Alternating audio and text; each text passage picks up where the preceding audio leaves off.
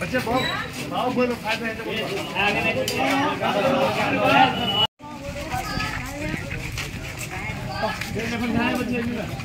भाई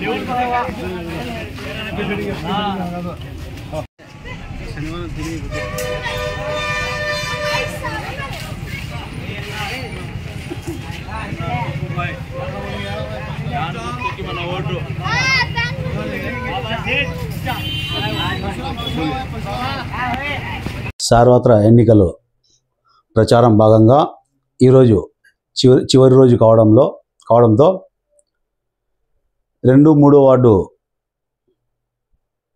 పర్యటించినాము. మంచి స్పందన లభిస్తుంది. ప్రజలందరూ ఎందుకన్నా మీరు తిరుగుతున్నారు, మేము ఫ్యాన్ గుర్తుకే ఓటేసానికి సిద్ధంగా ఉన్నామని చెప్తున్నారు. ఎక్కడ చూసినా మిగతా వార్డు కూడా నేను తిరిగాను, మంచి స్పందన ఉంది.